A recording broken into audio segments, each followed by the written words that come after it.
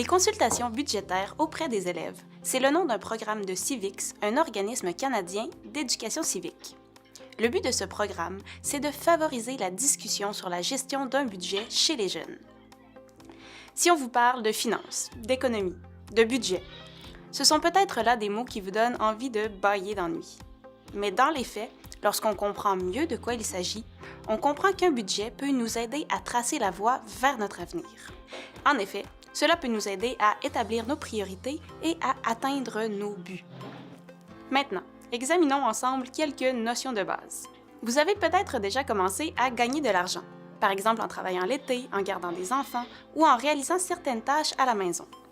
L'argent que vous gagnez en travaillant est appelé un revenu.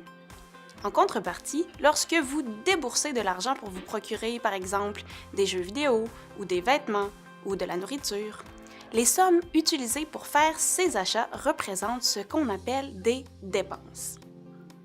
Lorsque vous soustrayez le montant total de vos dépenses du montant de votre revenu, le montant restant correspond à vos épargnes.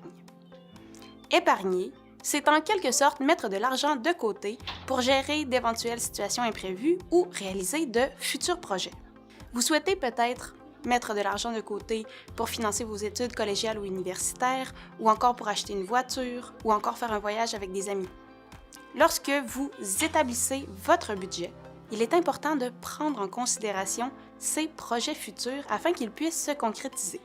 Pour le dire de façon très simple, un budget vous permet de faire le suivi des entrées d'argent ainsi que des sommes dépensées.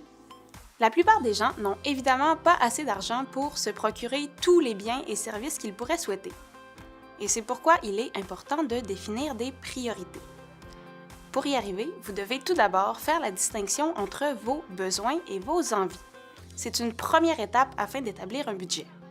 Par exemple, vous avez besoin d'un toit comme vous avez besoin de vous nourrir. Vous avez aussi besoin, par exemple, d'un moyen de vous déplacer pour vous rendre à l'école ou au travail.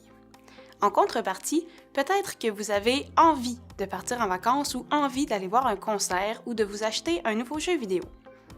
Il est important d'équilibrer vos besoins et vos envies et une bonne planification de vos finances peut vous aider à atteindre cet équilibre. Vous vous dites peut-être que cela ne vous concerne pas puisque vous êtes au secondaire.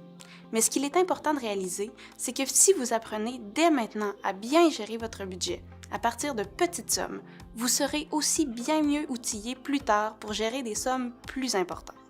En bref, un budget vous permet d'être proactif par rapport à vos finances afin de prendre de meilleures décisions financières pour atteindre vos objectifs.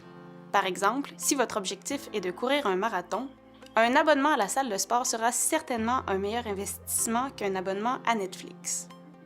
Comme la vie nous réserve parfois des surprises, nous ne sommes pas toujours en mesure de respecter notre budget à la lettre. Mais en établissant un plan, cela nous aide à travailler activement à la réalisation de nos objectifs et à bâtir notre avenir.